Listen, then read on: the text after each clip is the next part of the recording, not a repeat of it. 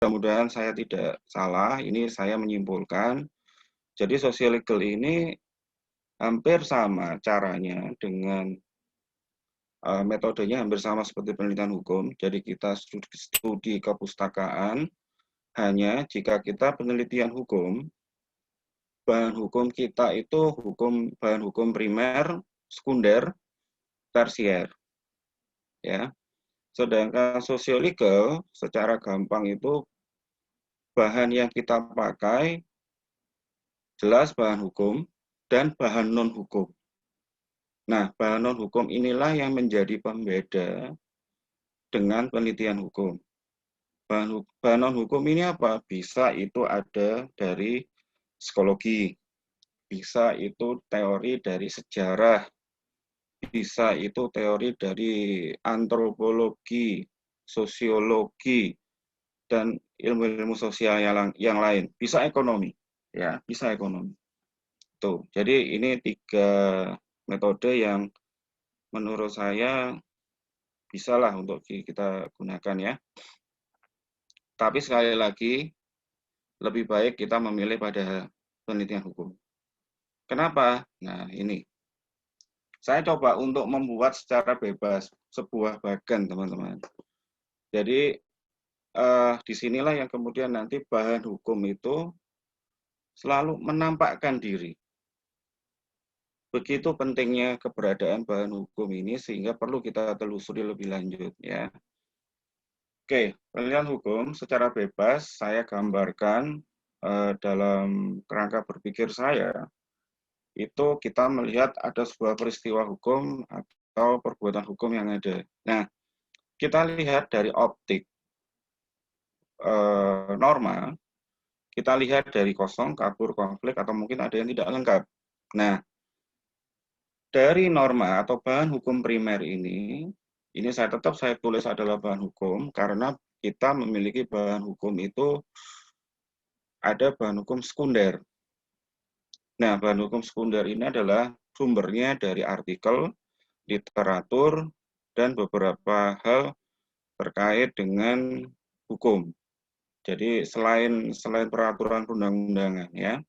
Terus kemudian dengan analisis yang khas di penelitian hukum, mudah-mudahan saya tidak salah tulis, preskripsi, itu kita ingin membedah rumusan masalah yang kita angkat.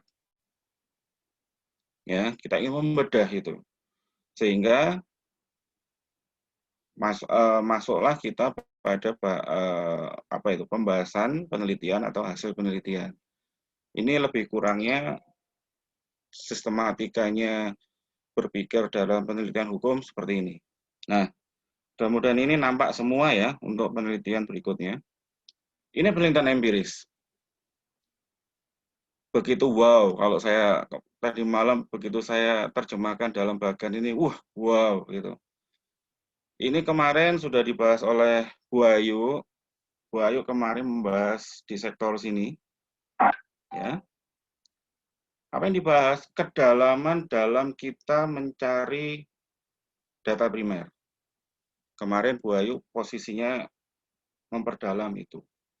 Nah, kalau secara global, teman-teman, yang harus kita lakukan pada saat penelitian empiris hukum, itu seperti ini. Jelas karena kita adalah orang hukum lah gitu ya. Kita lihat peristiwa hukum, perbuatan hukum yang terjadi di masyarakat. Yang terjadi di masyarakat, yang kita lihat adalah perilaku atau respon masyarakat pada apa? Nah, ini ada kuning-kuning ini, pada hukum. Jadi kita ingin meneliti hukum di masyarakat itu seperti apa sih responnya masyarakat pada hukum. Nah, itu penelitian empiris kalau menurut saya itu yang menjadi fokusnya. Kemudian setelah kita pahami itu, hukum ini apa sih? Ya, tadi itu teman-teman ya, hukum itu isinya apa? Ya bahan hukum tadi, peraturan perundang-undangan, norma.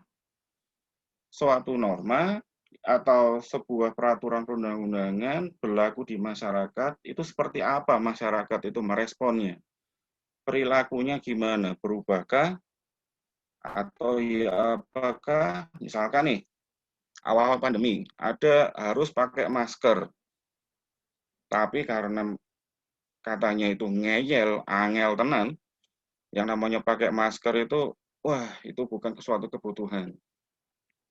Katanya corona itu penyakit impor. Indonesia dikatulistiwa, jadi gak mungkin melebu. Wah, akhirnya podo ngeyel kabeh, ya. Nah, itu yang kemudian ya apa sih? Kemudian dibuat nih pengaturan. Pengaturan terkait apa namanya? Terkait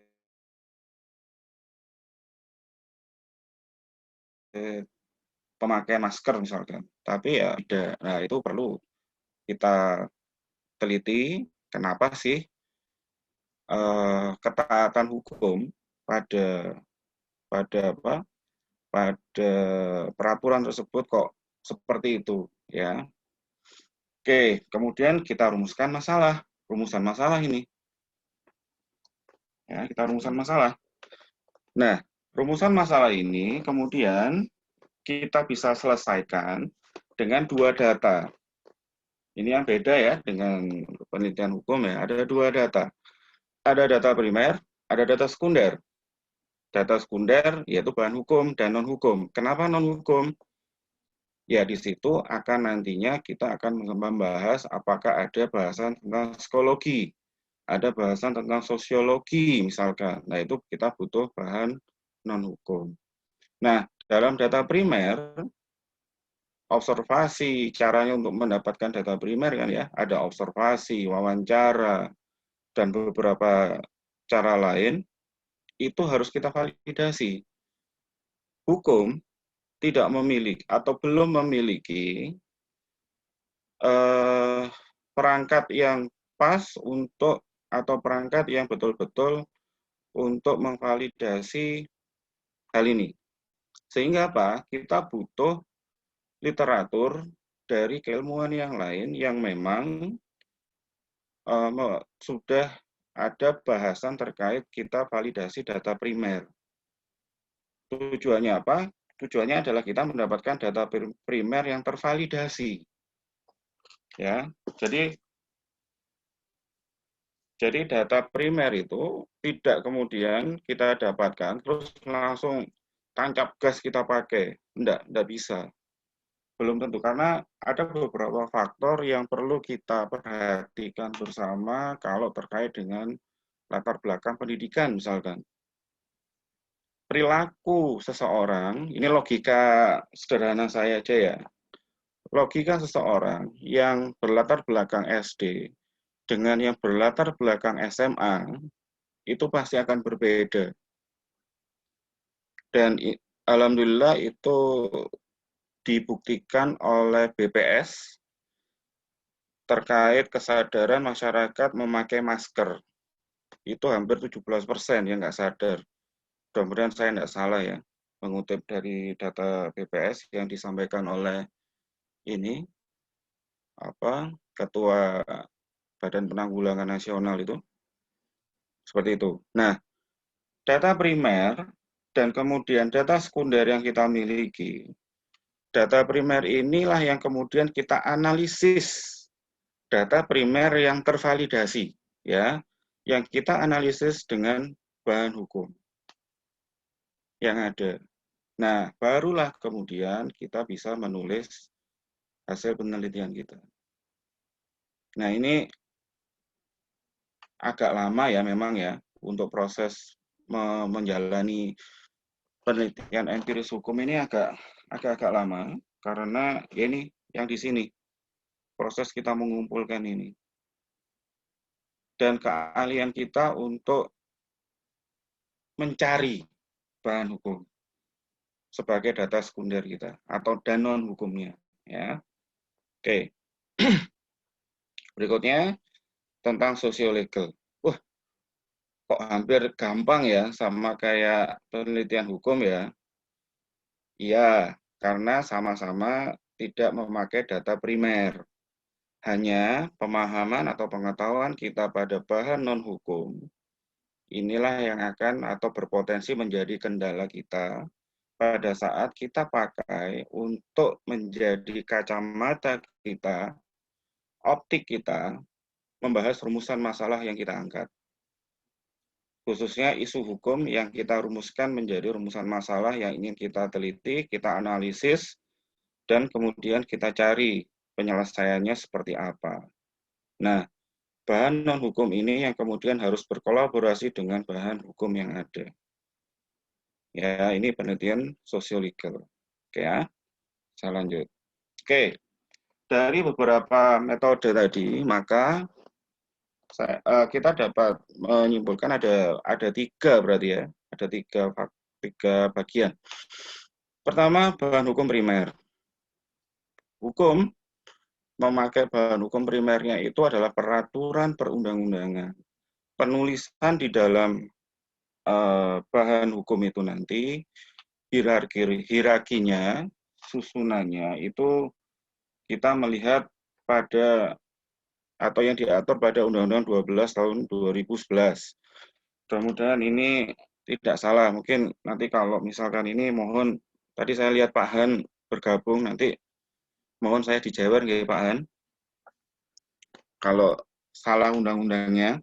Jadi tentunya yang paling atas adalah Undang-Undang Dasar. Kalau kita memang ingin memakai Undang-Undang Dasar sebagai optik kita. Terus kalau misalkan kita perdata atau mungkin teman-teman yang memilih ketenaga kerjaan, maka bahan hukum primernya tenaga kerjaan adalah salah satunya perjanjian kerja antara tenaga kerja dan perusahaan. Ya, kalau yang lain, misal ini harus ada karena perjanjian kerja itu biasanya di atasnya ada perjanjian kerja bersama. Sepemahaman saya ya, mungkin Bu Emilia, nanti mungkin kalau saya salah, mungkin ini ya Bu, mohon untuk diluruskan.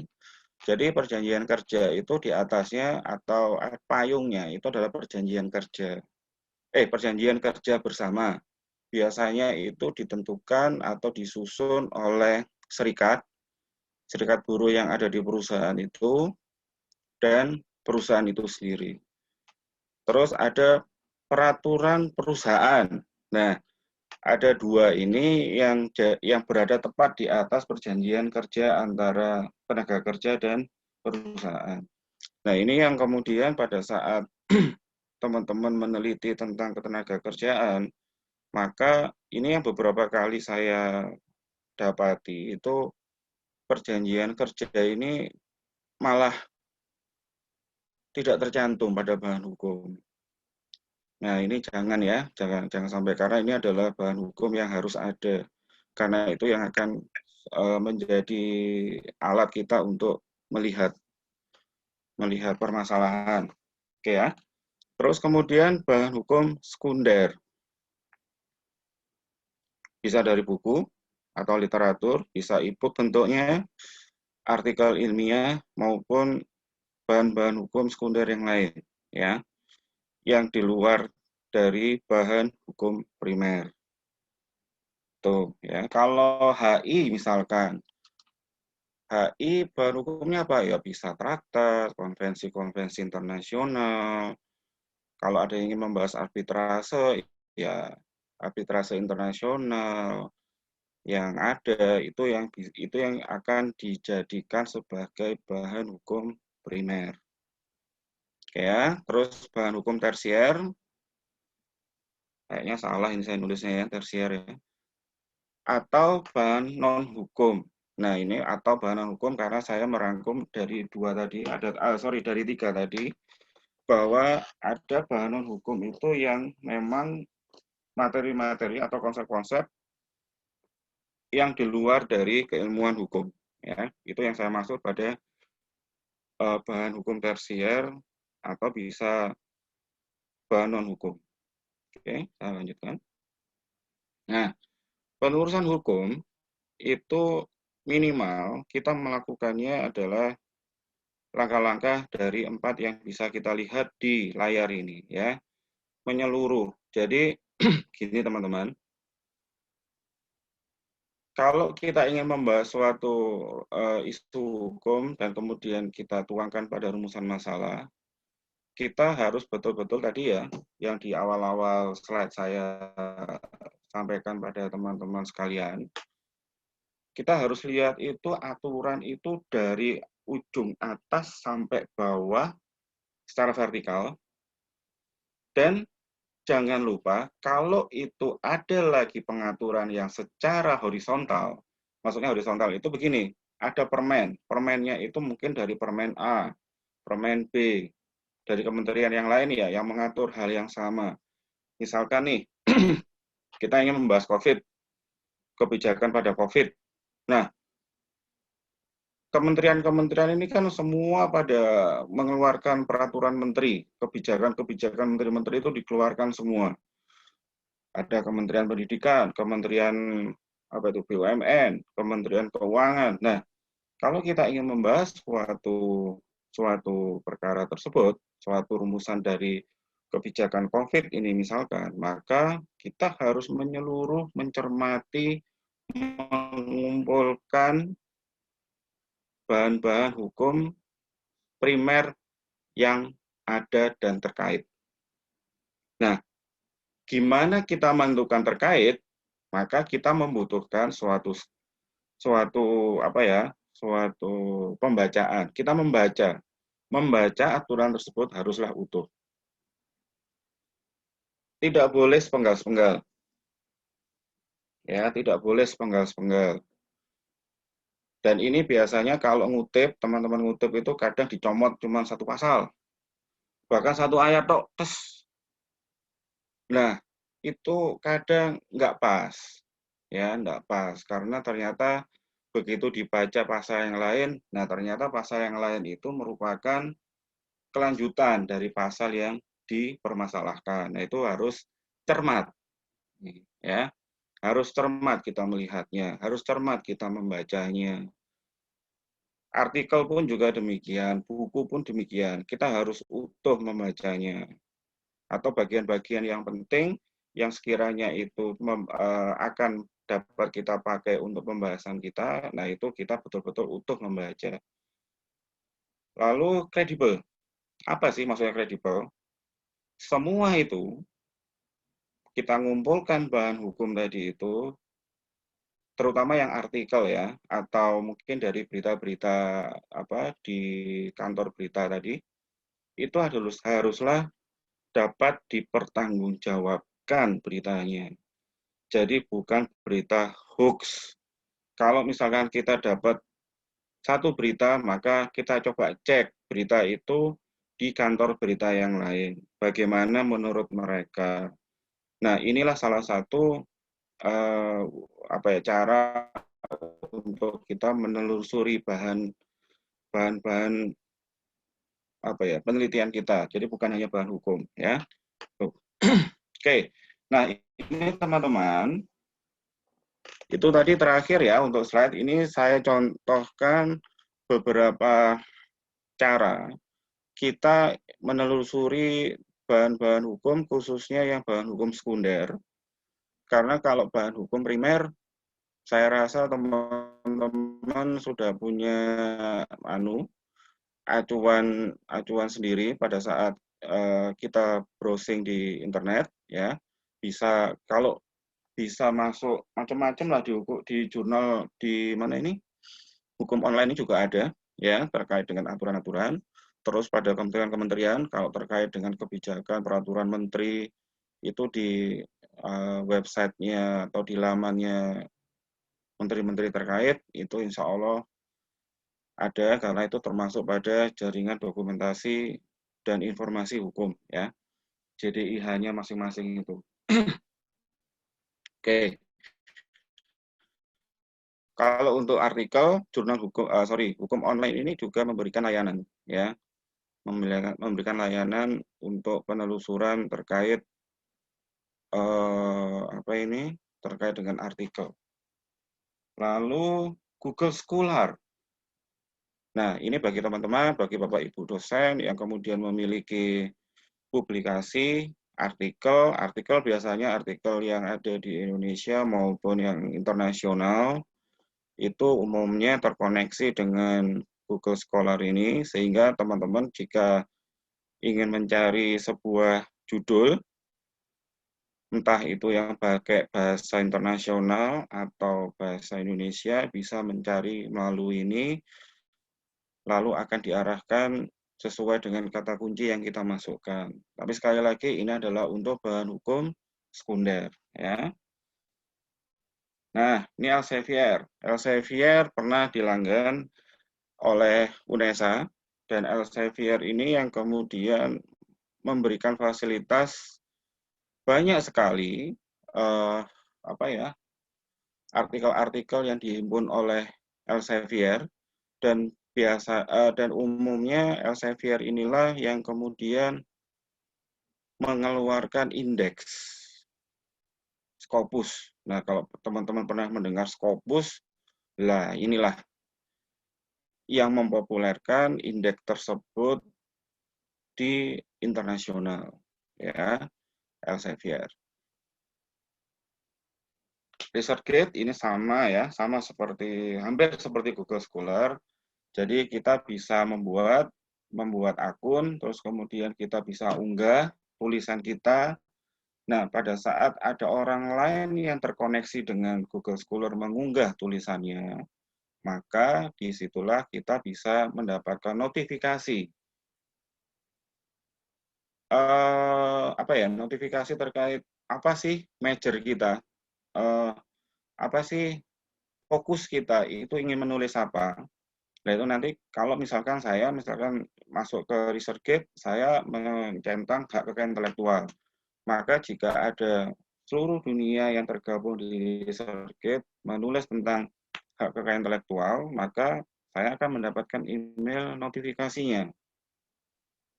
Ya, jadi disitulah kalau itu menarik, saya bisa download, terus kemudian saya bisa mensitasi tulisan tersebut. Nah, sitasi ini atau mengutip lah ya, mengutip ini adalah salah satu bentuk agar kita nanti itu tidak mendapatkan predikat plagiarisme. Ya, jadi ada beberapa teknik, maka dari itu tadi saya di depan mengingat kepada teman-teman, tolong pelajari betul tata tulis yang beredar atau yang dipakai oleh jurusan hukum, khususnya tentang kutipan. Karena pada saat kita mengutip, maka disitulah kita bisa sedikit bernapas lega, kita tidak dianggap sebagai plagiarisme. Oke, tuh. Oke, itu Mas Moderator, Mas Reza, paparan saya yang mungkin terkendala dari sisi jaringan ya, mohon maaf tadi sedikit beberapa kali terdepak. Baik, saya kembalikan pada Mas Moderator.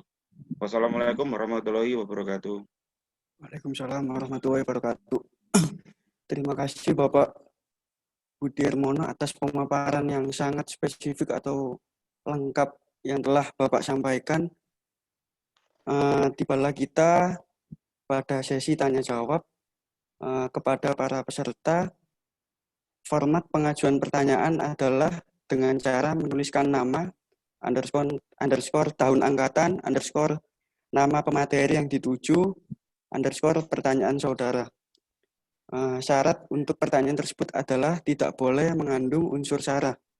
Penanya juga dapat mengaktifkan tombol raise hand di Zoom masing-masing. Bapak Ibu pemateri yang saya hormati,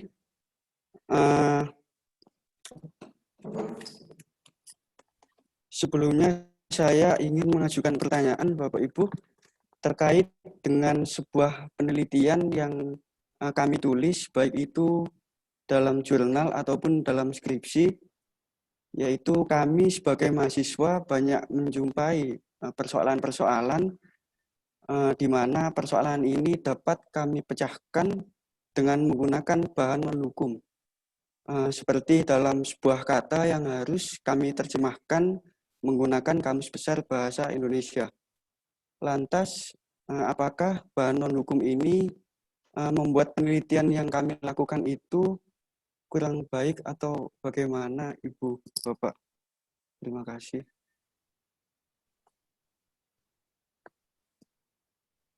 Siapa dulu, Mas? Monggo Bapak Budi terlebih Bu dahulu. Puji dulu atau saya dulu? Bapak Budi terlebih dahulu. Monggo, Monggo, Pak. Bu Puji dulu aja, Bu. dulu Monggo, boleh. monggo. Saya dulu. Oke. Ya.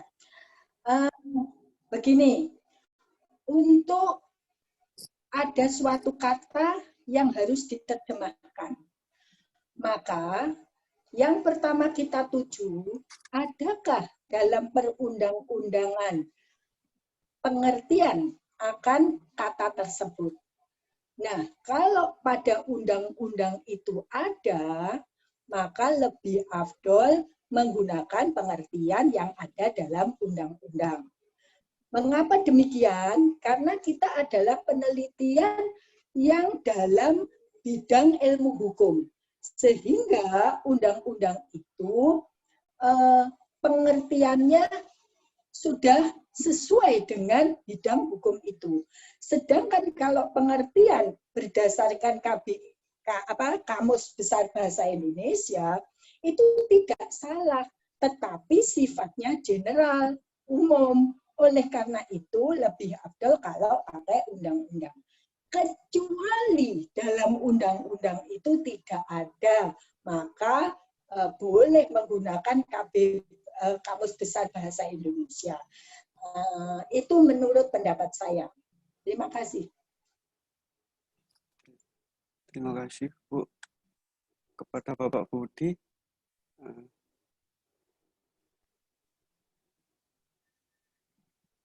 Mohon maaf. Ternyata ke-mute. Oke ya, jadi saya tidak jauh beda dengan yang disampaikan Bu Puji. Jadi kalau ada terminologi dari suatu istilah, kita ingin mencari artinya, kita rujuk dulu ke bahan hukum primer. Jadi kenapa kok kemudian ada bahan hukum primer, sekunder, dan tersier? Kalau itu adalah yang penelitian hukum, itu adalah tingkatan, ya. Jadi kalau kita melihat bahan hukum primer tidak ada, bahan hukum primer tidak ada, misalkan undang-undang A yang kita pakai tidak ada, ya enggak kemudian langsung pakai KBBI, ya enggak seperti itu. Jadi pada saat kita melihat di peraturan perundang-undangan yang kita pakai itu misalkan belum tersebutkan, maka coba kita cek, kita lakukan penelusuran terhadap keseluruhan mungkin undang-undang yang terkait dengan materi kita. Nah, itu kita lihat di umumnya ya, kalau dari sistematika peraturan perundang-undangan kita itu kan ada di pasal 1-nya. Kita coba lihat di pasal 1. Nah, kalau misalkan nih di peraturan perundang-undangan tidak ada, maka kita turun ke bahan hukum sekunder. Doktrin yang dikeluarkan oleh para ahli di bidangnya itu sudah ada atau belum? Kalau memang di bahan hukum sekunder, baik itu di buku, e-book, artikel ilmiah, ada, kita pakai. Nah, kalau misalkan tidak ada, barulah kemudian kita pakai bahan hukum tersier kita. Bisa Black's Law kalau itu terkait dengan bahasa Inggris. Terus bisa kemudian KBBI karena tapi ada ya di internet itu kamus hukum itu ada, tapi nggak tahu itu valid atau enggak, saya kurang paham ya. Terus kalau misalkan ternyata kita pakai metode penelitian itu empiris hukum tadi. Nah, berarti kan ada mungkin potensi istilah-istilah itu tidak ada di peraturan. Sehingga ya kita cari pada bahan-bahan non-hukum.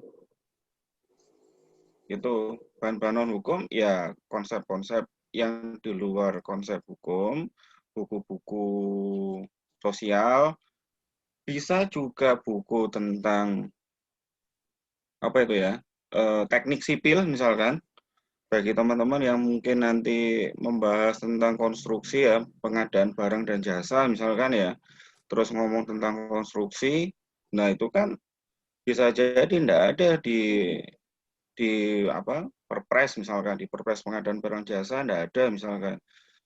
Nah itu yang kemudian harus kita cari atau ya kita cari pada buku-buku yang ada di apa sipil tadi, konsep di teknik sipil itu. Mungkin seperti itu, Mas Moderator. Baik, Mudah-mudahan terima bisa kasih. menjawab ya. Oke, Bapak. Terima kasih Pak Budi dan Bu Puji. Tibalah kita kepada sesi tanya jawab kepada peserta, yaitu yang pertama dari Saudara Diki Eko Prastyo, tahun angkatan 2017. Pertanyaan ini ditujukan kepada Ibu Puji dan Bapak Budi. Assalamualaikum dan selamat pagi untuk Bapak dan Ibu pemateri. Terima kasih banyak atas pencerahan yang sangat luar biasa dipaparkan oleh Ibu dan Bapak. Di sini Mas Diki Eko ingin bertanya terkait dengan penelitian bahan hukum yang terkadang ada ketentuan atau bahkan ada ketentuan yang notabene tidak tertulis, yaitu bahwa sumber pustaka minimal 10 tahun terakhir. Nah, pertanyaan saya, bagaimana dengan buku-buku hukum yang sudah jadul tapi masih dianggap memiliki validitas untuk digunakan, misalnya di bidang hukum tata negara, yaitu masih menggunakan buku Le Spirit de Louis dari Montesquieu, General Theory of Law and State dari Hans Kelsen, serta Verfassung Sandrung and Verfassung Wandlung dari George Wellinek.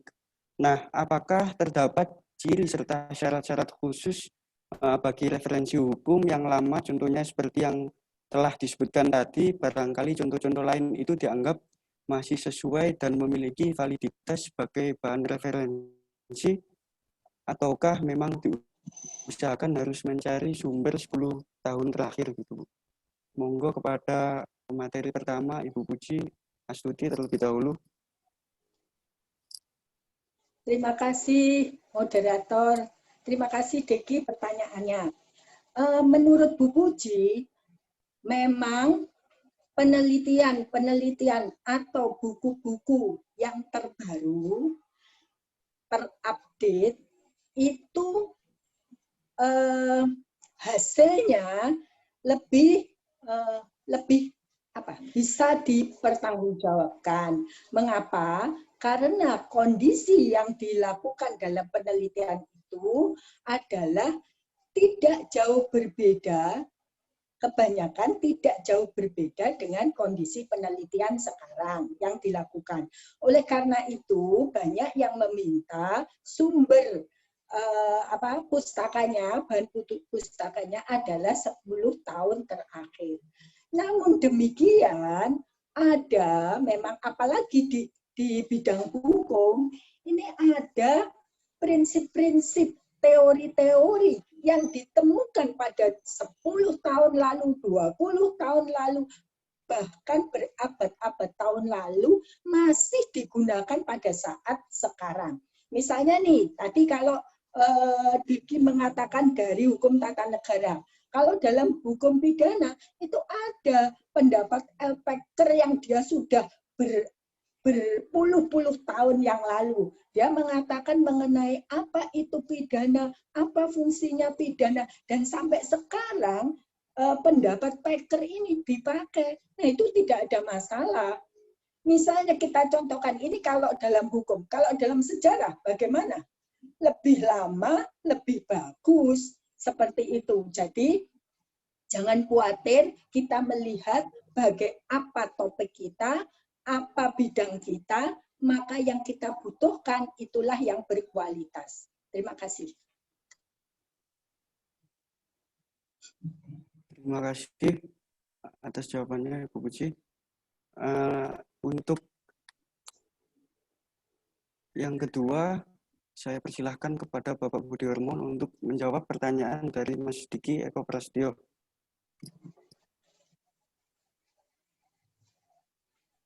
Yang mana, Mas? Yang Pertanyaannya ini saya Bapak, lihat di chat tuh wakil, Mas Diki. Yang mana ini? Tadi untuk yang disampaikan ya. Coba Mas, sedikit diulang, Mas. baik Bapak, terkait dengan sumber pustaka minimal 10 tahun terakhir, Mas Diki Eko bertanya terkait dengan sebuah Oh, iya, judul iya. yang ya, sebuah Dengan judul waktu ya? yang Sorry, saya potong. Dengan waktu ya? iya Bapak, terkait Waktu dengan waktu buku-buku itu sudah jadul-jadul ya? ini Ya. tetap dipakai Tidak gitu jauh Pak. beda dengan yang disampaikan Bu Puji. Hanya gini, Mas Diki ya. Mas Diki Eko. Mungkin Bu Puji sudah mengalami dan saya baru mengalami dan menjalani. Buku-buku yang saya pakai itu malah buku-buku abad ke-15, Mas. Lah apa sudah sampun sepuh to niku. Jadi teori-teori filsafat hukum yang ada di abad-abad segitu, itu yang dipakai untuk apa? Untuk meneliti, untuk melihat, membedah, menganalisis rumusan masalah yang saya teliti. Ya, kebetulan tadi disampaikan oleh moderator, saya sedang ini menyusun penelitian disertasi.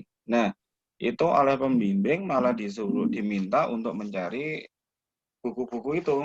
Nah, jadi buku-buku itu bukan kemudian tidak berlaku, tapi untuk literatur yang baru itu mengapa kok diwajibkan? Mungkin ada kemungkinan pembaharuan. Tadi kan disampaikan ya bahwa ada novelty karena masyarakat atau manusia ini kan tidak stuck, tidak berhenti. Keilmuan pun itu kan juga tidak berhenti. Hanya ada beberapa ilmu yang kemudian menjadi landasan. Nah, itulah yang kemudian wajib kita ketahui. Jadi kalau misalkan buku-buku lama itu memuat teori-teori yang betul-betul langsung dari dari sumbernya langsung ya, dari penulisnya langsung ya, itu nggak ada masalah. Tapi kalau buku-buku tersebut misalkan nih sudah ditulis oleh beberapa orang, dikutip beberapa periode misalkan. Nah, lebih baik ya mencari yang lama kalau misalkan kita bisa mendapatinya. Mudah-mudahan maksud saya bisa dipahami ya. Jadi misalkan nih, tadi misalkan Montesquieu, kalau masih kita dapati bukunya yang ditulis langsung oleh beliau, berupa e-book misalkan, nah itu yang kita pakai, lebih baik itu yang kita pakai. Atau mungkin buku yang ditulis oleh muridnya yang pertama, nah itu yang kita pakai. Tapi kalau misalkan untuk melihat kehidupan kita bermasyarakat sekarang, hukum itu seperti apa sekarang, nah barulah kemudian buku-buku itu yang kita pakai yang baru. Nah, biasanya kalau buku itu perkembangannya, kalau menurut saya ya, Mas, buku itu biasanya sedikit atau relatif kurang cepat untuk menangkap perubahan. Nah, sehingga apa yang kita butuhkan untuk menangkap itu adalah kita baca artikel. Karena artikel itu kan dinamis. Sama saya dinamis itu artikel di Sabang sampai Merauke, bahkan dari belahan bumi timur dan barat, itu dalam hitungan menit itu banyak penulis-penulis yang tulisannya diunggah di internet. Nah, itu pikiran-pikiran mereka dapat kita pahami, kita pilah sesuai enggak dengan apa yang ingin kita tulis. Dan itu biasanya penulis-penulis itu menangkap fenomena-fenomena yang ada di masyarakat. Mungkin itu, Mas. Baik, terima kasih Saya Bapak kembalikan, atas Mas, moderator. ya, baik, terima kasih Bapak atas penjelasan yang telah disampaikan. Untuk pertanyaan yang kedua yaitu dari Mas Adel Putra Nasution. Ini kepada Ibu Puji. Selamat pagi Ibu, mohon izin terkait tentang penjelasan Ibu sebelumnya yang mana kita lebih baik mengangkat judul yang sudah ada bab teorinya.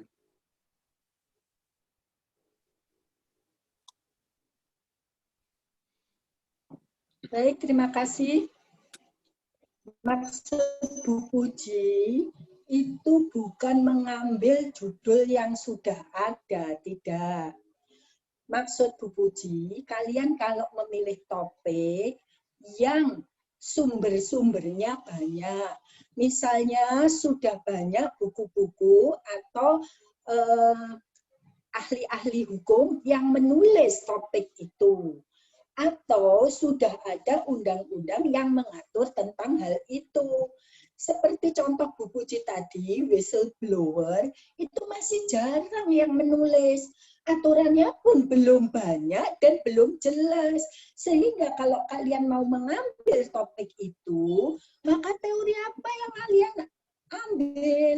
Rujukannya mana? Undang-undangnya apa? Nanti kalian kesulitan sendiri untuk mencari data.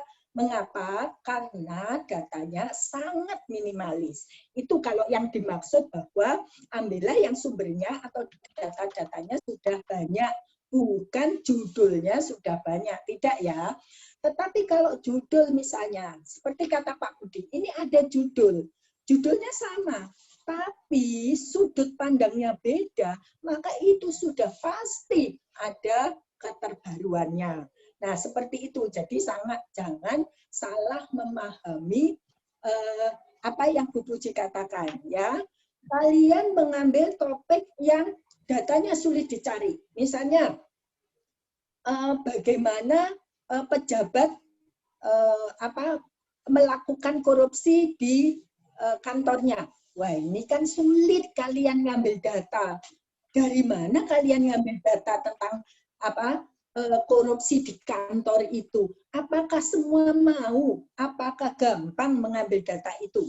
Nah, kalau kesulitan mengambil data, yuk jangan diambil topik itu. Mengapa? Nanti skripsimu bisa macet. Ya, ada yang mengatakan bahwa buatlah skripsi secepat mungkin, pendalamannya pasti di lapangan itu akan terjadi pendalaman. Begitu ya, itu jawaban dari Bu Puji. Mudah-mudahan paham. Terima kasih moderator.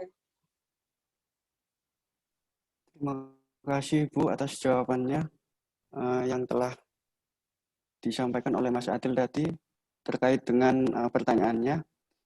Untuk pertanyaan selanjutnya yaitu dari Intan Rahma, angkatan tahun 2017 kepada Bapak Budi Hermono. Jadi selamat pagi Bapak, saya mau bertanya mengenai penelitian empiris Pak. Bagaimana cara yang baik dan benar Bagaimana cara yang baik dan benar untuk bisa meminta dan mendapatkan suatu data dari dinas terkait. Terima kasih Bapak. Monggo.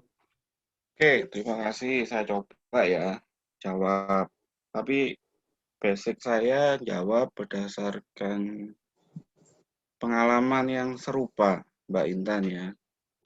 Jadi pada saat saya menyelesaikan strata 2, penelitian itu yang dinamakan tesis, awalnya itu saya ingin meneliti sebuah pengadaan barang dan jasa di sebuah instansi. Bagaimana implementasinya, sehingga saya harus mencari data itu, data primer itu rencananya saat itu. Tapi begitu, nah inilah yang perlu teman-teman perbaiki dari pengalaman saya itu. Saya secara informal memang belum membawa surat dari program pasca sarjananya universitas saat itu, UNER. Saya memang belum membawa, tapi karena ada yang kenal di instansi tersebut dan itu kebetulan di bagian pengadaan barang dan jasa saat itu, ya saya langsung aja bilang, Pak, Bu, mohon izin saya ingin mencari data Saya ingin mendalami tentang pengadaan barang yang dijalani oleh atau yang dilakukan oleh instansi ini. Mohon sekiranya saya diberi ruang dan waktu yang yang agak longgar untuk meneliti. Jujur ya, itu kan perkataan jujur kan ya. Tapi kejujuran itu ternyata tidak membawa berkah. Apa? Mohon maaf, Mas. Pengadaan barang dan jasa yang dilakukan instansi ini sudah sesuai dengan aturan perundang-undangan. Jadi apa yang mau diteliti sudah selesai. Selesai itu sudah. Berarti apa? Menolak sudah. Itu kata-kata menolak. Nah, lalu apa yang kemudian saya banting? Akhirnya banting setir balik lagi ke normatif. Apa saat itu kebetulan Pemkot Surabaya itu sedang atau pertama kali melakukan IPROC, Electronic Procurement. Ya, Electronic Procurement. Nah, disitulah akhirnya saya membahas tentang keabsahan dokumen-dokumen, terutama perjanjian terkait pengadaan barang dan jasa yang dilakukan secara daring saat itu, keamanannya dan sebagainya. Nah, terus kalau misalkan menjadi yang benar dan baik, kalau ke dinas itu jangan menempatkan dinas itu sebagai informan. Itu kalau saya, ya. Tempatkanlah dinas itu sebagai narasumber. Jadi cari dulu terkait dengan peristiwa ya usaha hukum yang terjadi, tentukan dulu, klasifikasikan dulu, terus di masyarakat itu terjadi atau tidak, dilihat dulu, diamati dulu. Kalau misalkan memang di masyarakat terjadi, maka kita cari dulu informasi di masyarakat. Misal contoh, bimbingan saya itu ada yang dulu sempat ingin menulis tentang pemakaian merek sepatu yang ada di Pasar Maling Wonokromo. Ya. Nah, itu saya arahkan. Coba lihat dulu. Ini bukan dinas ya, Mbak Intan ya. Jadi kalau langsung ke dinas Kementerian Hukum dan HAM mungkin ya, atau ke dinas perdagangan terkait dengan pengawasannya misalkan bekerja sama Kementerian Hukum dan HAM yang ada di Jalan Kayun, ya pasti mereka akan ngeblok kita kalau mereka jadikan informan. Nah, akhirnya saya arahkan coba cari informasi pada pembeli maupun penjual, kenapa sih harus membeli di Pasar Maling itu di DTC ya. Terus penjual kenapa sih kok menjual barang-barang seperti itu? Waktu itu masih belum banyak toko-toko daring ya, marketplace masih belum ada. Nah, setelah dapat data dari penjual atau pembeli, dipilah-pilah mana data yang tadi ya validasi, kemudian cross-check lah data itu ke dinas terkait. Nah, itulah yang kemudian menempatkan bahwa dinas ini sebagai narasumber. Jadi jangan ditanyain mereka itu, posisikan mereka itu jangan sebagai data primer yang betul-betul awal. Ya, kalau saya, tapi tergantung dari ininya bahasan kalau menurut saya ya. Cuman pakailah kata-kata itu dan jangan sampai istilahnya itu pertanyaan atau tujuan kita itu meneliti di tempat tersebut adalah membuka sesuatu yang tidak perlu diketahui publik. Mudah-mudahan di sini bisa dipahami ya maksud saya ya. Karena hal tersebut itu sensitif bagi dinas-dinas itu. Karena ada suatu kerahasiaan. Jadi tidak hanya bank yang mempunyai kerahasiaan atau data pribadi yang perlu dirahasiakan, yang nggak boleh bocor, tapi tanda kutip kebiasaan-kebiasaan yang ada pada dinas-dinas itu yang ya jangan sampai lah. Apalagi mahasiswa nih. Mahasiswa itu kan pandangannya mereka idealismenya masih kenceng-kencengnya. Dan susunlah kalimat itu, jangan kalimat dalam tanda kutip juga menembak. Giring dulu ke arah utara, bawa lagi ke selatan, ke utara. Nah, habis itu tes tembak tepat sasaran. Jadi langsung, nah kesalahan saya pada saat itu saya langsung nembak tepat sasaran. Jadi langsung ngomong, saya mau meneliti ini tentang pengadaan barang dan jasa. Boleh enggak? Wah, itu kan kayak nantang ya. Nah, jangan sampailah teman-teman melakukan hal seperti itu. Jadi ngobrol dulu, mendekatan dulu. Nanti kalau sudah dekat, nah coba dekati dengan pertanyaan-pertanyaan informal. Nah, itu nanti akan lebih mendapatkan data yang lebih utuh kalau menurut saya. Ya, dan tentunya tolong disiapkan siapkan pertanyaan. Kemarin minggu lalu sudah dibahas oleh Bu Ayu ini ya. Jadi disiapkan daftar pertanyaan yang sekiranya itu adalah poin-poin penting, tapi jangan dihafal. Kalau dihafal nanti kesannya kaku.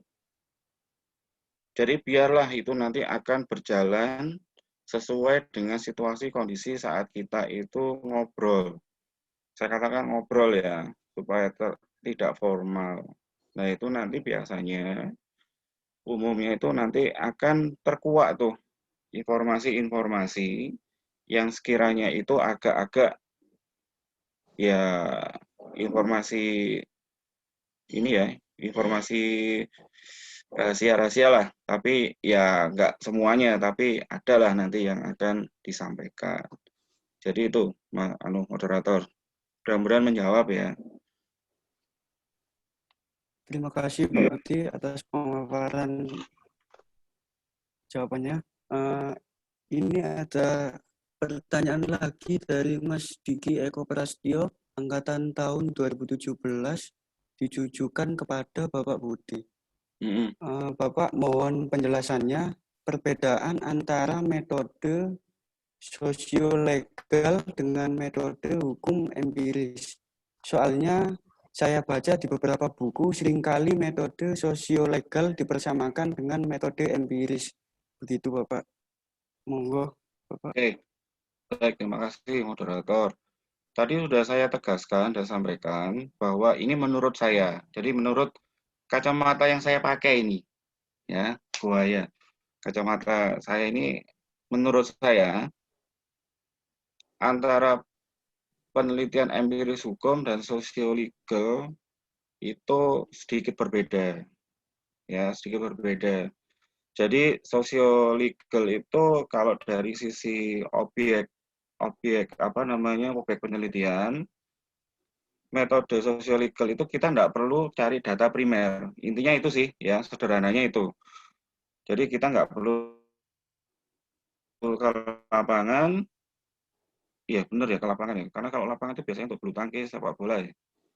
Jadi kita nggak perlu ke masyarakat lah ya, nggak perlu ke masyarakat, terus cari data primer, kemudian kita olah data primer itu tidak, tapi fenomena yang terjadi, fenomena hukum ya khususnya fakta peristiwa atau perbuatan tadi, itu kita sorot dan kemudian kita teliti, kita analisis secara studi kepustakaan.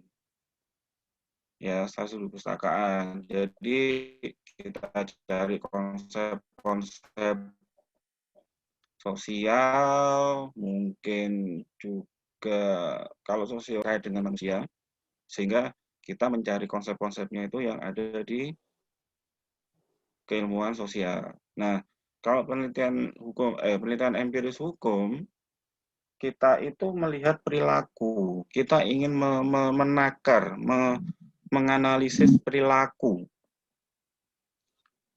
alasan. Jadi kita ingin mencari alasan, kenapa sih orang ini ada norma, tapi orang-orang ini kenapa? Apa alasannya? Sehingga perilaku mereka atau respon terhadap hukum itu kok seperti itu.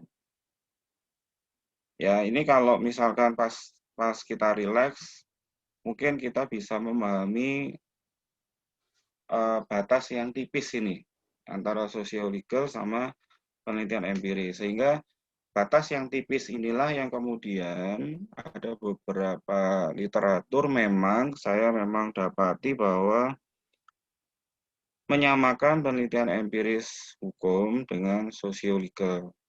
Hanya tadi ya, jadi setelah saya kalau renungkan itu bahasanya Pak Irfa ya, kontemplasi ya. Mungkin bahasanya Pak Irfa. Nggak tahu Pak Irfa ada di sini atau enggak ini. Biasanya saya diskusi sama beliau ini terkait dengan kontemplasi ini. Nah, atau Pak Gelar. Kayak Pak Gelar juga ada. Jadi setelah saya renungkan, ini ada perbedaan. Ada perbedaan Mas Diki ya. Jadi ada perbedaan. Jadi kalau misalkan sosiolog, prinsipnya sederhananya tadi sudah saya sampaikan, bahan atau data yang kita pakai itu hanya data sekunder saja, bahan hukum dan bahan non hukum. Kita nggak pakai data primer. Jadi data primer ini kemarin saya ngikuti web yang kemarin Bu Ayu dan Pak Ali. Kita ke lapangan itu belum tentu loh kita dapat data primer, ya. Belum tentu kita mencari data primer. Bisa jadi kita ke lapangan itu kita mendapatkan data sekunder, tujuannya memang. Jadi harus betul-betul kita pahami data primer itu ciri khasnya seperti apa, dan data sekunder itu ciri khasnya bagaimana. Itu yang harus kita pahami. Jadi kalau mau penelitian empiris hukum itu kita harus betul-betul memahami data primer itu nantinya akan kita apakan, kita nikahkan atau kawinkan dengan data sekunder itu ya opo carane. Terus kalau sosiologis itu tadi lebih baik kalau misalkan kita, tadi kan sudah saya sampaikan ya, ini menurut saya pertama. Kedua, kalau bisa jangan sampai kita memakai sosiologis karena itu tadi agak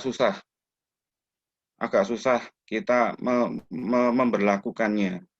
Sehingga gini, kalau biasanya saya nyampaikan ke teman-teman tuh gini, teman-teman hidup kita itu susah, ngapain nulis skripsi kok sing susah-susah. Skripsi yang baik itu adalah skripsi yang selesai. Tuh. Itu slogan yang kemarin disampaikan oleh pembicara juga itu, Bu Ayu dan Pak Ali saat waktu itu ya. Dan itu ya betul seperti itu, skripsi yang baik itu adalah skripsi yang selesai. Bukan skripsi yang bahasanya selangit-selangit itu. Ya, mungkin itu Mas yang bisa saya sampaikan ya. Mudah-mudahan menjawab pertanyaannya Mas Diki. Terima kasih Bapak atas pemaparan jawabannya untuk Mas Diki Eko. Mungkin ini saya Bapak lagi. Dari Mas Yusrizal Firdaus, angkatan tahun 2017. Mohon izin bertanya Bapak, terkait isu hukum tadi, Bapak telah menyampaikan mengenai 3K tadi Pak, kosong, kabur, konflik, dan satunya lagi itu tidak lengkap. Mungkin Bapak bisa menjelaskan lebih lengkap terkait isu hukum yang tidak lengkap tadi. Terima kasih. Nah, itu dia. Karena itu tidak lengkap, maka penjelasan saya tidak lengkap. Gitu ya. Jadi gini, tidak lengkap ini biasanya mungkin nanti Bu Puji kalau bisa membantu gitu Bu, karena memang yang paling kita pakai, berani berapa Pak? Minta bantuan berani berapa? Gimana Bu? Nah, ini juga saya dapati berani pada berapa saat... minta bantuan. Iya. Hitungannya per menit apa per detik? Oke ya, jadi per second ya. Per detiknya Rp50 kan murah. Sambungan internet ya. Oke, jadi gini sih Mas ya, Mas Firdaus, Mas Rizal ya. Jadi utamanya kita pakai 3K. Kalau saya boleh menyingkat 3K. Kosong, konflik, kabur. Udah itu aja. Nah, tidak lengkap itu ada pada antara kabur.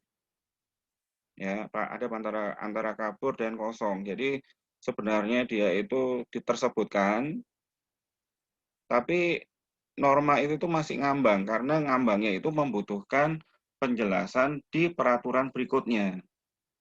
Nah, terkadang di peraturan berikutnya itu belum diatur lagi. Ya, belum diatur lagi. Misal nih, dari beberapa sumber itu katakanlah gini, Undang-Undang 28 2014 tentang hak cipta, itu peraturan pemerintahnya diharapkan banyak sekali, ada 10 atau 12 gitu ya. Tapi yang baru keluar cuma 2. Nah, padahal di situ membutuhkan norma untuk dijelaskan di peraturan yang lebih bukan lebih mendasar, lebih di bawah lagi. Mungkin kalau ini saya salah, Pak Ananto nanti bisa di kesempatan yang lain bisa meluruskan ya. Jadi membutuhkan norma tambahan. Itu banyak di Undang-Undang Hak Cipta itu lumayan lah, ada beberapa. Jadi bla bla bla bla terus nanti akan diatur pada peraturan pemerintah. Nah, peraturan pemerintah untuk Undang-Undang Hak Cipta itu masih 2 dan itu terkait dengan manajemen kolektif. Jadi kalau ditanya, Pak Budi kok kenapa kok milihnya hak cipta? Terus terang ya, ben gak ruwet. Kenapa ben gak ruwet? Undang-undangnya cuma 1, Undang-Undang Hak Cipta. Tapi di atasnya WTO. Jadi kalau misalkan aturan-aturan terkait WTO ya kita harus, maksudnya kalau misalkan kita ingin membahas hak cipta, ya kita harus cari aturan yang ada di WTO, karena undang-undang pengaturan atau regulasi hak kekayaan intelektual itu mayoritas adalah bersumber pada WTO. Jadi seperti itu ya. Apalagi hak cipta. Hak cipta itu salah satu rezim hak kekayaan intelektual yang pengaturan di bawahnya itu minim, sehingga nggak ruwet. Ya, sehingga nggak ruwet. Makanya tadi selalu saya sampaikan, kalau menulis itu jangan sing ruwet-ruwet. Hidup itu sudah ruwet. Ya, mungkin itu Mas. Mudah-mudahan menjawab nih, karena ya harus face to face ya kalau ingin menjelaskan untuk yang terkait ini, karena harus menampilkan, oh ini loh contohnya. Tadi saya memang belum siap untuk menampilkan contohnya ini. Monggo, saya kembalikan Mas. Terima kasih Bapak. Mungkin Ibu Puji mau menambahkan Ibu terkait pertanyaan dari Mas Yusrizal Firdaus. Boleh, terima kasih kesempatannya. Tadi Pak Budi pakai 3K, kosong, konflik, kabur. Ditambahi tidak lengkap. Dan Pak Budi mengatakan tidak lengkap ini ada di antara kosong dan kabur. Memang tidak lengkap itu bisa dimasukkan dalam kosong. Seperti misalnya dalam Undang-Undang Nomor 8 Tahun 98 tentang KUHP ya, Undang-Undang Nomor 8 Tahun 81 ya, tentang KUHP. Di KUHP itu dikatakan bahwa untuk mengajukan pra peradilan itu bisa menuntut ganti rugi dan rehabilitasi. Nah, untuk ganti rugi ini tidak ada atau belum aturan yang jelas, belum ada aturannya yang jelas mengenai berapa ganti ruginya, batasannya apa untuk menentukan ganti rugi. Ini belum ada. Nah, ini bisa dimasukkan kekosongan hukum atau kurang lengkap. Itu tambahan saya. Kemudian kalau yang konflik itu adanya pertentangan antara 2 aturan.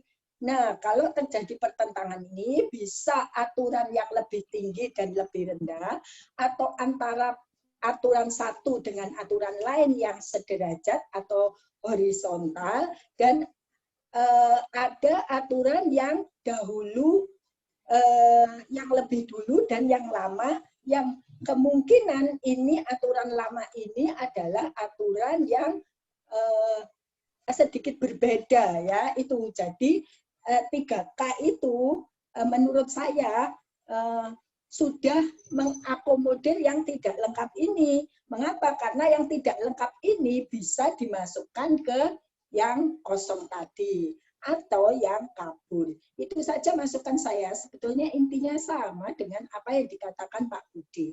Terima kasih. Terima kasih Bu Puji atas jawaban untuk menjawab pertanyaan dari Mas Rizal Firdaus. Lanjut kepada pertanyaan dari Mas Hafid El-Hilmi, angkatan tahun 2017. Ini ditujukan kepada Bapak Budi dan Ibu Puji. Mohon izin bertanya, bagaimana jika peneliti ingin meneliti masalah hukum yang sudah muncul rancangan undang-undangnya, Pak? Ini untuk izin koreksi, Pak, karena Mas Hafid ini ada masalah kekosongan hukum gitu, Pak. Silahkan mungkin kepada Bapak Budi terlebih dahulu, Pak. Oh, saya dulu. Baik. Terima kasih, Mas. Saya coba menjawab. Mudah-mudahan nanti bisa disempurnakan oleh Bu Puji. Ini harus kita lihat ininya ya, asasnya, bukan asasnya. Jadi nama lainnya ya. Kan ada ius constituendum, ius constitutum nih. Ya. PIH-nya. Kalau nggak salah ini di PIH dulu. Tentang ius constitutum dengan ius constituendum. Nah, ada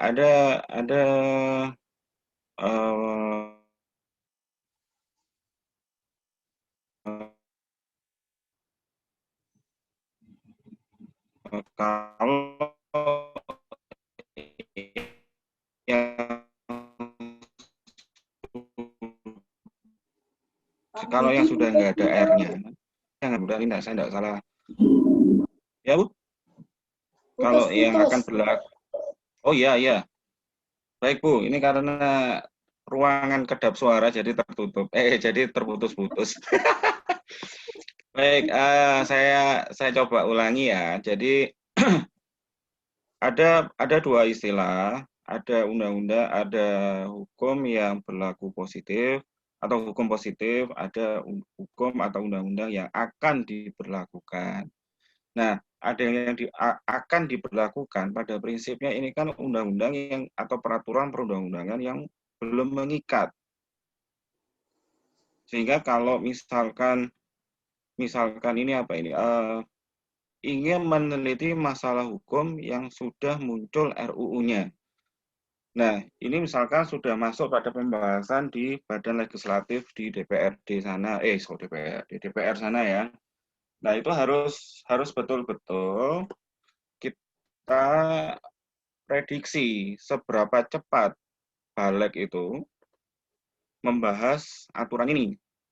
Jadi misalkan ini ada sedikit pengalaman terkait kakak kelas, ada mahasiswa yang ingin membahas tentang perkawinan usia khususnya pada saat itu, yang perempuan 16 dan yang laki-laki itu 19. Nah, ternyata agak-agak ragu karena ada itu kan diputus oleh MK. Nah, ingin membahas tentang rasio desidendi dari putusan MK tersebut, apa itu namanya, alasan-alasan hakim MK tersebut. Tapi agak-agak ragu karena ternyata ada info bahwa Balik, mudah-mudahan ini ya Badan Legislatifnya di DPR sana, sedang membahas dan sedang melakukan percepatan terhadap perubahan dari Undang-Undang 1 tahun 74 tersebut. Dan memang tahun 2019 muncullah perubahan Undang-Undang perkawinan itu diubah. Antara lain perempuan itu dan laki-laki sama-sama usianya ada 19 tahun. Nah, kalau pada saat itu masih RUU dan kita tahu bahwa mungkin pembahasannya itu masih lama ya. Ya monggo kalau misalkan ingin diteliti, tapi penelitian itu harus selesai sebelum sebelum RUU itu menjadi UU. Kalau misalkan sudah menjadi UU atau opsi yang lain ya, ditunggu sampai RUU itu menjadi UU. Kan enggak enak ya, UU kan enak ada S-nya. Sehat kita minum, imun juga bertambah. Minum susu ada minum UU kan enggak enak minum UU. Ya kita tunggulah, kita tunggu.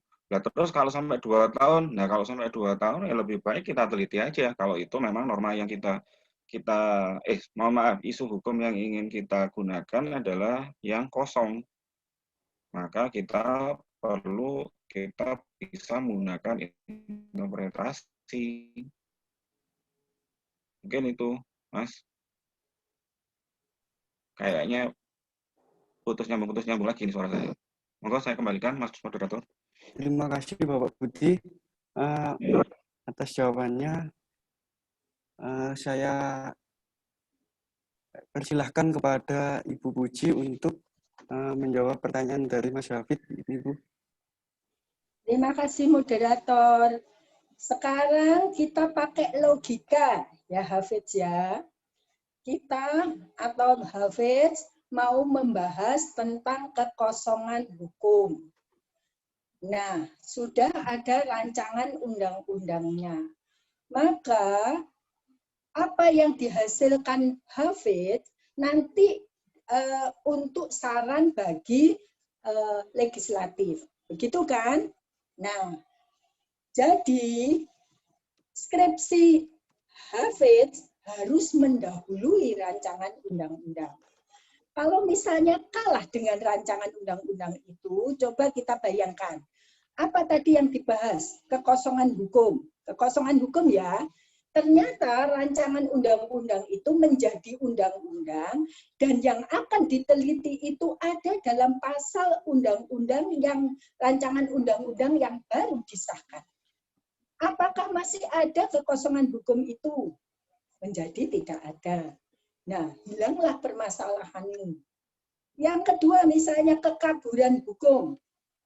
Nah, kalau yang menurut Hafiz ini ada kata-kata yang kabur dalam undang-undang itu, dalam undang-undang itu yang kemudian dibuat rancangan, kemudian rancangan undang-undang itu disahkan dan sudah menjelaskan kekaburan itu, maka permasalahan Hafiz menjadi hilang. Oleh karena itu, kalau mengambil permasalahan yang dibahas dalam rancangan undang-undang, Hafiz harus balapan dengan rancangan undang-undang itu. Skripsimu harus mendahului rancangan undang-undang. Sehingga hasil dari skripsimu, saranmu tadi bisa dikirimkan ke legislatif. Soal dipakai atau tidak dipakai itu nomor sekian. Yang penting hasil dari penelitianmu itu bermanfaat. Karena kalau kedahuluan dari rancangan undang-undang sudah disahkan, maka sudah diatur, hilanglah permasalahannya. Syukur-syukur kalau tidak diatur, maka itu bisa untuk menjelaskan undang-undang yang baru. Begitu ya, jadi bukan undang-undang yang lama. Tapi kalau itu kekosongan, maka bisa dilanjutkan. Seperti itu logikanya Hafid. Terima kasih moderator. Baik, terima kasih Bu Puji atas pemaparan jawaban. Semoga bisa membantu penelitian Mas Hafid. Untuk pertanyaan terakhir, ini dari Mas Calvin Antoni Putra, tahun 2017. Assalamualaikum kepada Bapak dan Ibu narasumber. Yang saya hormati, mohon izin bertanya sebelumnya. Saya ingin menanyakan terkait dengan sebuah permasalahan hukum, yaitu terkait kekosongan hukum, di mana kami sebagai mahasiswa dalam meneliti kekosongan hukum ini dengan keterbatasan keilmuan yang kami miliki, bagaimana caranya untuk menemukan sebuah kebaruan atau novelty yang kiranya baik untuk kami semuanya. Terima kasih. Monggo dijawab Pak Budi.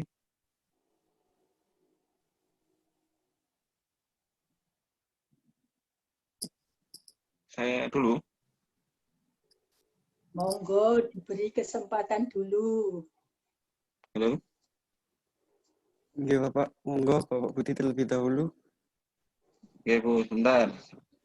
Suara saya takutnya barusan ada tulisan Bu soalnya. Unstable internet. Biasanya putus-putus nih. Nah, toh.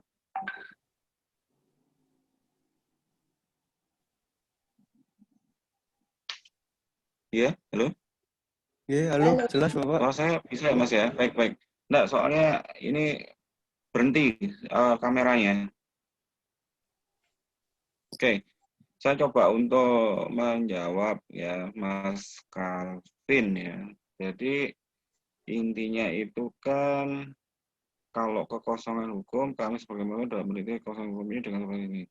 Oke, gini Mas, sederhana saja lah, enggak usah dibuat. Kalau saya sih ya, enggak usah dibuat ribet. Aish. Bentar.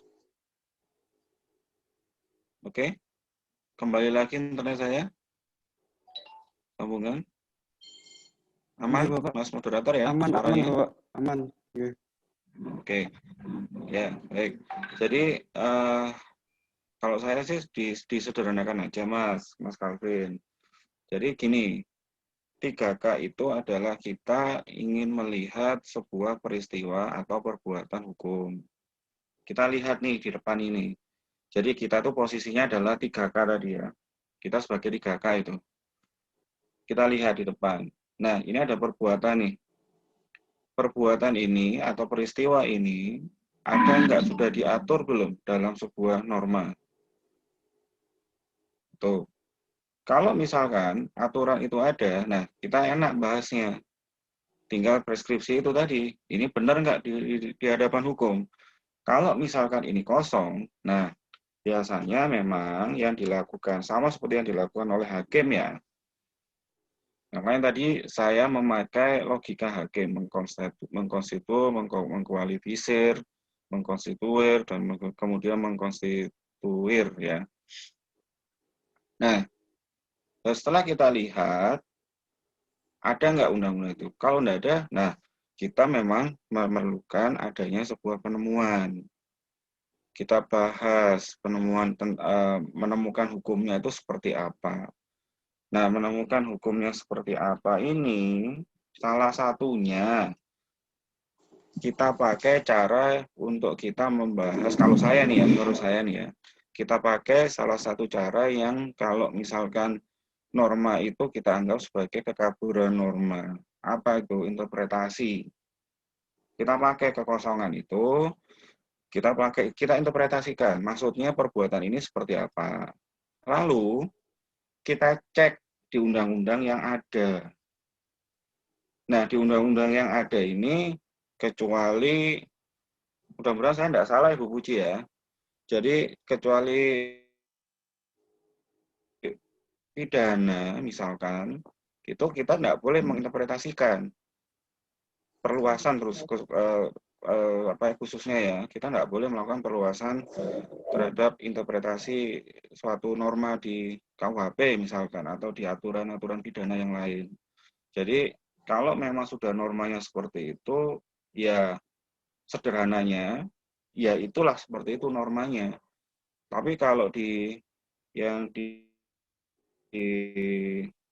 lain, misalkan ya, misalkan di perdata, misalkan di hak cipta, misalkan nih hak cipta. Hak cipta itu pasal 40 ayat 1 huruf A, itu yang kemudian saya pakai untuk ini ya, salah satu, bukan kosong ya, tapi kabur ya. Nggak disebutkan bahwa artikel ilmiah, itu betul nggak itu menjadi sebuah objek ciptaan.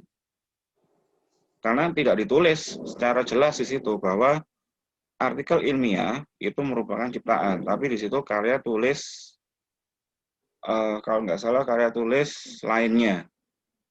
Nah, karya tulis lainnya ini kan yang kemudian tadi ya bisa kabur karena multitafsir, tafsirannya banyak, bisa ini, bisa itu, bisa ini. Nah, akhirnya bisa itu menjadi objek penelitian.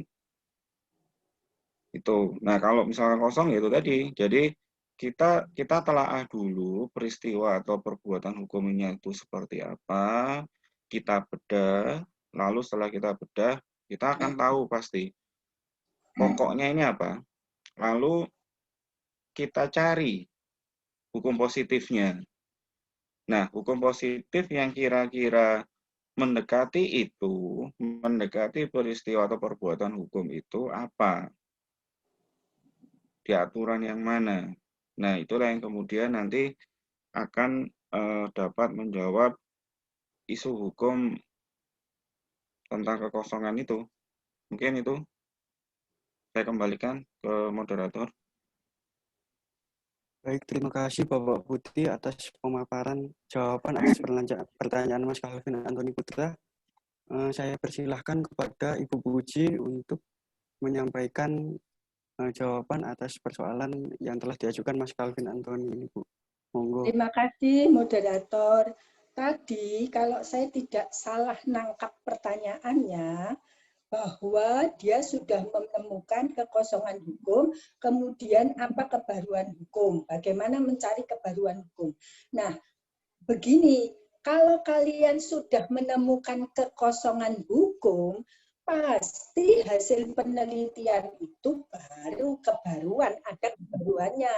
Karena kalian sudah menemukan bahwa tidak ada aturannya, kemudian kalian mengusulkan untuk adanya aturan. Pasti ada kebaruan. Kalau itu yang diinginkan. Tetapi kalau penanya tadi menginginkan bahwa bagaimana untuk mendapatkan permasalahan tentang kekosongan hukum, maka seperti apa dikatakan Pak Budi, kita harus melihat peristiwa yang akibatnya diatur oleh hukum. Akibatnya seharusnya diatur oleh hukum, tetapi belum ada hukumnya.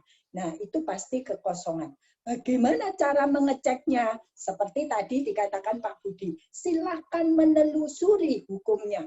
Misalnya nih, tentang perkosaan pada laki-laki. Kosong ini, belum ada. Maka ditelusuri apa? Perkosaan. Oleh karena itu, pada awal saya sudah katakan, pertama, kalian harus tertarik dengan topik itu. Yang kedua, kalian harus paham betul tentang topik yang akan kalian tulis. Nah, makanya kalau itu misalnya perkosaan, ini ada laki-laki diperkosa, ada nggak ya aturannya? Ditelusuri. Apa penelusurannya? Tentang aturan perkosaan. Nah, misalnya KUHP, nanti dilihat, atau undang-undang lain, maka dilihat. Di sana pasti ada mengingat. Mengingat itu adalah dasar-dasar untuk terjadinya aturan yang kalian baca. Nah, di mengingat itu ada aturan-aturan banyak, itu kalian telusuri. Ada enggak yang mengatur tentang perkosaan terhadap laki-laki? Kemudian yang kedua, cari buku-buku yang menulis tentang perkosaan. Nah, ketemu buku satu. Kok kita ketemu cuma satu? Lihat daftar isinya. Sampai daftar isi. Lihat daftar bacaannya. Di sana daftar pustaka atau daftar bacaan itu ada tercantum buku-buku banyak yang itu mesti ada kaitannya dengan topik perkosaan. Itu kalian lihat. Kalau memang tidak ada mengenai perkosaan pada laki-laki, berarti itu kekosongan hukum. Boleh diangkat. Itu ya. Kemudian bagaimana menyelesaikannya? Kalau untuk menyelesaikannya, kalian harus menemukan hukum. Bagaimana cara menemukan hukum? Mungkin dengan interpretasi, kemudian dengan melihat putusan-putusan hakim, kemudian seperti Pak Budi tadi melihat aturan-aturan yang ada kaitannya yang kemungkinan bisa diinterpretasikan. Saya rasa itu moderator jawaban saya. Terima kasih atas pertanyaan-pertanyaannya. Terus yang terakhir, maaf kalau ada salah-salah kata. Itu tidak Bu Puji sengaja. Baik. Baik, terima kasih Bu Puji dan Bapak Budi. Semoga membantu pertanyaan dari Mas Calvin dan teman-teman peserta yang lainnya. Jadi kesimpulan yang dapat saya tarik dari kesimpulan sedikit yang dapat saya tarik dari pemaparan materi dari Ibu Puji dan Bapak Budi, yaitu yang pertama, untuk kebaruan hukum deskripsi ini kita harus menekankan kepada novelty, di mana novelty ini memiliki kontribusi baik bagi keilmuan maupun bagi kehidupan kita bermasyarakat. Terkait dengan skripsi, permasalahan merupakan roh dari skripsi itu. Lantas untuk pentingnya novelty ini adalah yang pertama agar temuannya bermanfaat, lalu untuk mencegah plagiarisme, dan yang ditekankan dalam sebuah pembuatan skripsi yaitu kreativitas, di mana kreativitas ini mewakili semua komponen yang ada di dalam skripsi tersebut. Lalu bagaimana untuk kita sebagai mahasiswa itu mencari novelty, yaitu yang pertama kita dapat mengkaji fenomena di sekitar kita, dan yang kedua kita harus menyukai fenomena itu yang kita angkat sebagai skripsi tersebut. Lalu kita harus ada ketegasan mengenai sudah ada penelitian terdahulu atau tidak. Yang keempat yaitu penelitian dalam skripsi ini diharapkan bermanfaat bagi masyarakat secara umum dan sumbangsi kepada sivitas akademik. Lalu untuk pembuatan skripsi itu haruslah sesuatu yang kita senangi.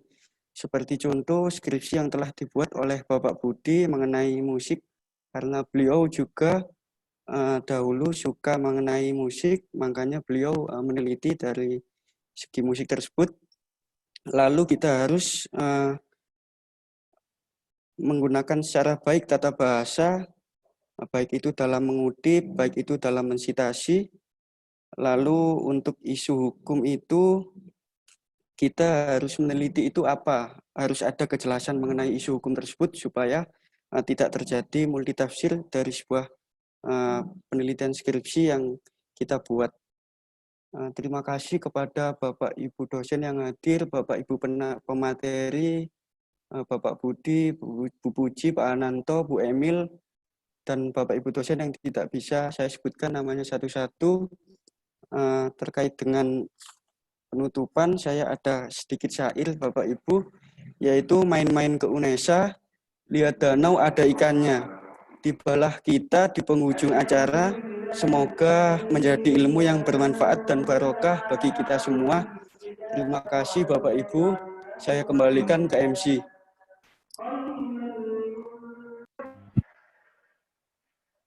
Baik, terima kasih kepada moderator yang telah memandu acara pelatihan penelitian hukum jilid 2. Sampailah kita di penghujung acara. Terima kasih kami ucapkan kepada yang pertama Ibu Eni Sulistiowati SHMH, Ibu Dr. Puji Astuti SHMH, dan Bapak Budi Hermono SHMH, serta Bapak Ibu dosen yang telah hadir dalam acara pelatihan penelitian hukum ini dan partisipasi dari para hadirin. Semoga ilmu dan pengalaman yang diberikan dapat memotivasi dan bermanfaat. Akhir kata terima kasih. Kami segenap tim penyelenggara pelatihan penelitian hukum jilid 2 mengucapkan mohon maaf bila ada kesalahan dan sekali lagi terima kasih. Wassalamualaikum warahmatullahi wabarakatuh. Waalaikumsalam. Waalaikumsalam warahmatullahi wabarakatuh. Terima kasih Pak Budi. Ya, terima kasih terima kasih. Mohon maaf jika ada salah-salah, Bapak Ibu sekalian, teman-teman semua. Terima kasih Pak Ananto sudah dijawab langsung melalui chat. Teman-teman bisa baca ya. Langsung bisa terbaca itu. Bu Eni itu dari mana Bu Eni? Keluar terus bisa gabung lagi. Kemute Bu Eni. Ini sudah selesai. Sampun Pak Budi. Sudah selesai Bu Emil. Sampun. Oh iya, persiapan take off saya. Baik, terima kasih. Saya mohon diri dulu. Assalamualaikum warahmatullahi wabarakatuh.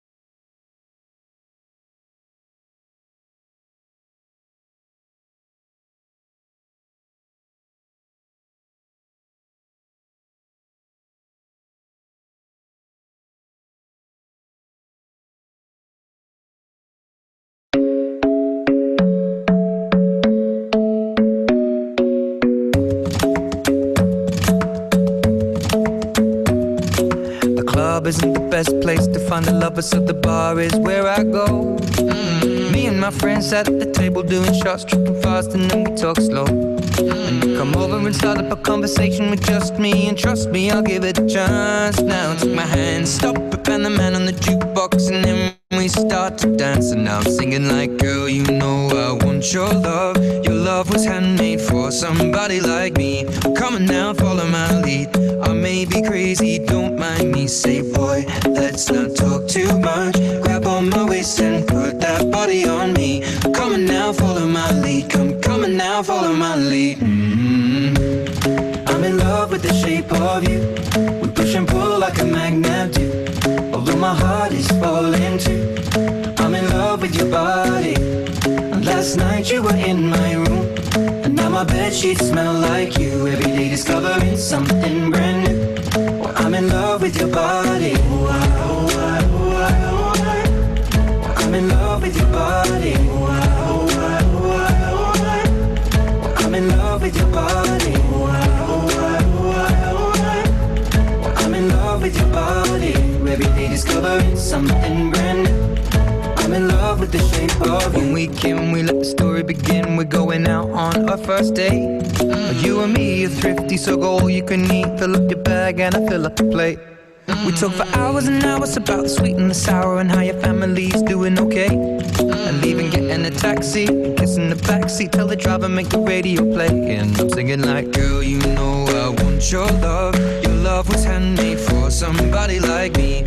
Come on now, follow my lead. I may be crazy, don't mind me. Say, boy, let's not talk too much. Grab on my waist and put that body on me. Come on now, follow my lead. Come on now, follow my lead. I'm in love with the shape of you. We push and pull like a magnet do. Although my heart is falling too. I'm in love with your body. Last night you were in my room, and now my bedsheets smell like you. Every day discovering something brand new. Well, I'm in love with your body. I'm in love with your body. I'm in love with your body. I'm in love with your body. Every day discovering something brand new. I'm in love with the shape of you. Come on, be my baby, come on. Come on, be my baby, come on. Come on, be my baby, come on. Come on, be my baby, come on. Come on, be my baby, come on. Come on, be my baby, come on. Come on, be my baby, come on. Come on, be my baby, come on. I'm in love with the shape of you. We push and pull like a magnet do. Although my heart is falling too. I'm in love with your body. Last night you were in my room, and now my bedsheets smell like you. Every day discovering something brand new. Well, I'm in love with your body. Come on, be my baby. Come on, come on, be I'm in love with your body. Come on, be my baby. Come on, come on, be I'm in love with your body. Come on, be my baby. Come on, be I'm in love with your body. Every day discovering something brand new. I'm in love with the shape of you.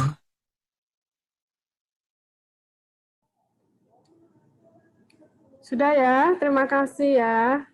Kita live semua dulu karena sudah waktunya Jumatan. Terima kasih. Baik Bu, terima kasih. Terima kasih, Bu. Terima kasih, Bu.